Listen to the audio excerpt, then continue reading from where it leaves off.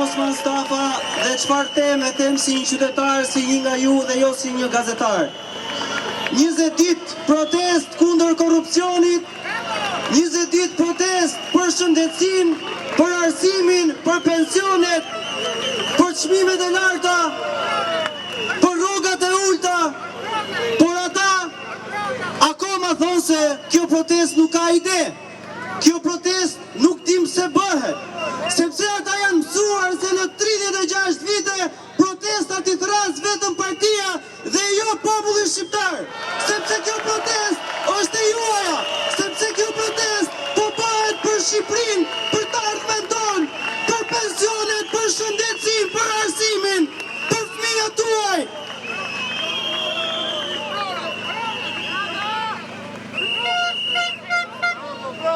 A e keni parë?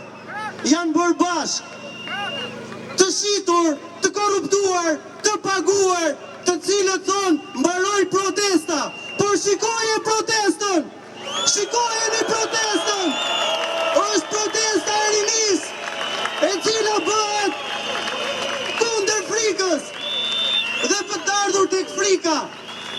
Si gazetar, kam parë që në këto 13 vite gjithë thonë mos se frika do na heqin prej pune, do na heqin bukën e gojës. Por kjo rini, kjo gjenerate ka vrarë frikën, nuk do të largohet nga Shqipëria, do të jetoj këtu dhe është kundër politikës 36 vjeçare. Flas për shëndetësinë dhe asnjëherë nuk kam bërë politik. 5 vite, a e dini pse? Sepse kur nuk do jaroj lotët e nënës së Leon Sadikut, 12 vjeçari cili vdiq për shkak të neglizhencës në spitalet shqiptare 1 vit më parë. Sepse në Shqipëri nuk ka protokolle, sepse në Shqipëri shkon në spital dhe mund të vdesësh se s'ka pajisje.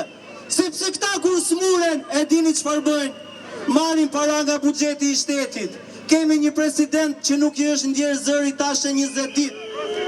Quhet Bayram Begaj, ka reaguar për protestat kudo në botë, por për protestat në Shqipëri nuk ka reaguar akoma. E ky person në momentin që pati një problem shëndetësor, i mori 6 milion lek shtetit shqiptar dhe shkoi në Gjermani.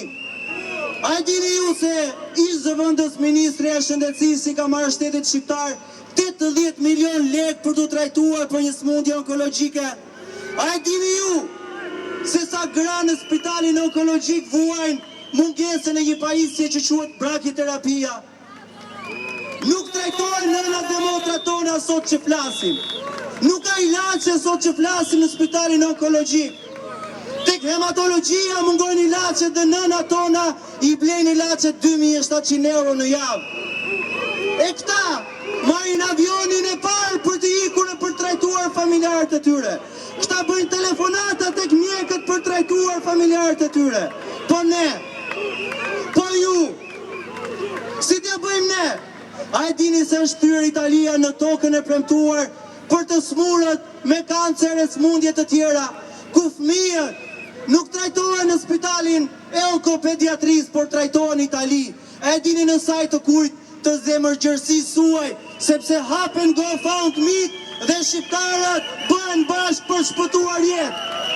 Po ky shtet çfarë? Po ky shtet çfarë shpëton? Po ky shtet çfarë bën? Ku është?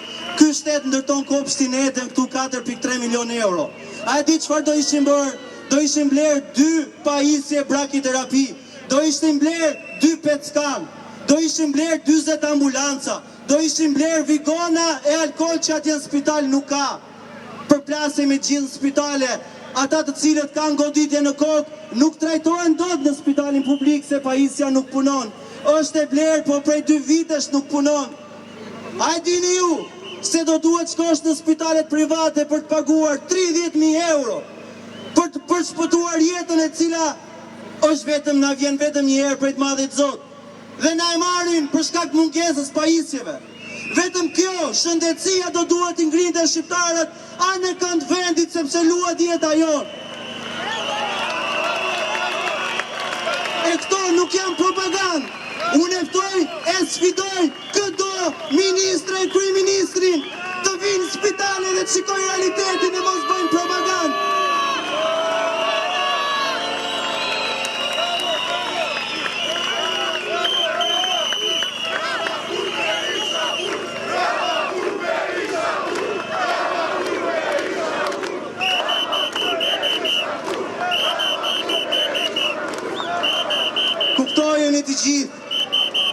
Kuptojnë të gjithë dhe në të shesh mos hajdeni për askën tjetër veç për veten tuaj. Veç për veten tuaj sepse kjo është mundësia jonë e fundit. Është mundësia që ne të jetojmë në Shqipëri, të mos largohemi, të kemi të ardhme këtu e mos na largojnë me zor, sepse s'ka vend e pune, sepse na japin vetëm një mundësi, o patronazhist, ose të ikim, na duam të jetojmë këtu. O Shqipëria jonë është vendi jonë. Mos e praktisni këtë shesh, por sa më shumë. Ky shesh nuk ka organizatorët janë ju. Jeni për veten tuaj, për familjen tuaj.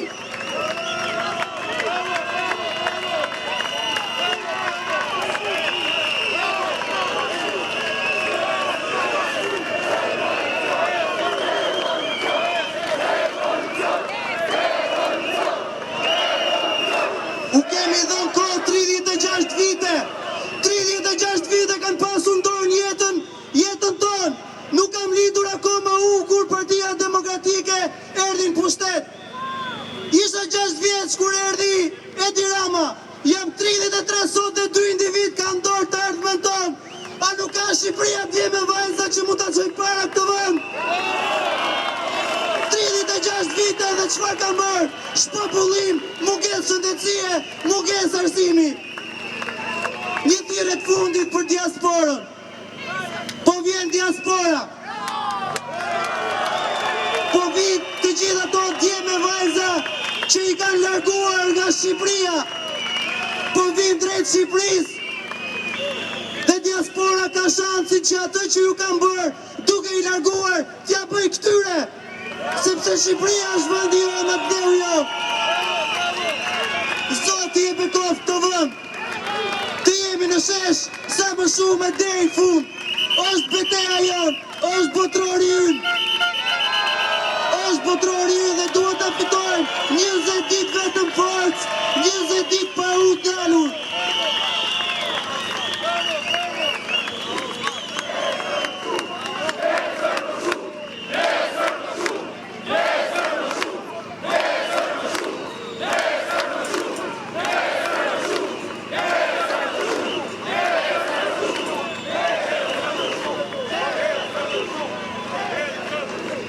Është historike kjo që po ndodh për një arsye. Është vrarë frika pas 36 vites në Shqipëri. Dhe kur vritet frika, nuk ka partie 83 mandate që t'i dalin përpara. Për Shqipërinë tonë që mos largohemi më nga ky vend kundër korrupsionit. E keni kuptuar çfarë u ka bërë Spaku? U ka gjetur apartamente e vila. Të gjithë politikanët duhet bëjnë vetin. Ato çfarë kanë vjedhur duhet ja të kthejnë shqiptarëve. Faleminderit gjithëve.